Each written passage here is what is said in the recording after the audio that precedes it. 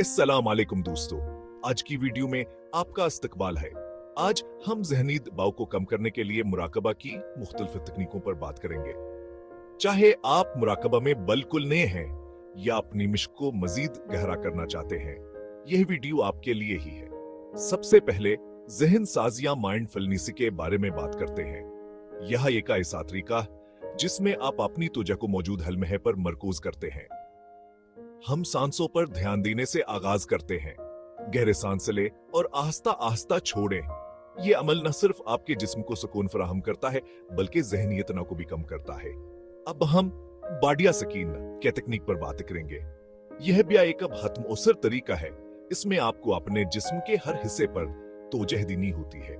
मिसाल के तौर पर आप पैरों से शुरू करके आहिस्ता आहिस्ता हवा पर की जानिब बढ़ें। महसूस करें कि जिस्म के किस हिस्से में तनाव है और उसे सुकून पहुंचाएं। यह तकनीक आपको अपने जिस्म को बेहतर तरीके से महसूस करने में मदद देती है।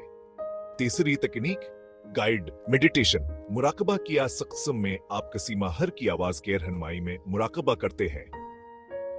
इंटरनेट पर आपको मुख्तलिफ गाइड मेडिटेशन वीडियोस मिल सकती हैं जिनसे आप मदद ले सकते हैं। इससे आपको फौरी तौर पर सुकूनावर इत्मीनान का एहसास होगा। इन तकनीकों को अपनी रोजमर्रा जिंदगी में शामिल करना बहुत आसान है। दिन में सिर्फ 10 से 5 मिनट निकालें और उन पर अमल करें। बाकायदगी से मुशक करने से आपके ज़हनी दबाव में नमाया कमी आएगा और आप ज्यादा पुरसकून महसूस करेंगे। एक अहम बात याद रखें, मुराकबा कोई जादू नहीं है। यह एक ऐसा सफर है जिसके नताइज वक्त के साथ सामने आते हैं। बस साबित कदमी से अमल करते रहें और अपने अंदर आने वाली तब्दीली को महसूस करें। आखिरी बात, अपने आप पर मेहरबान रहें। अगर शुरू में मुश्किल महसूस हो तो हम न हारें।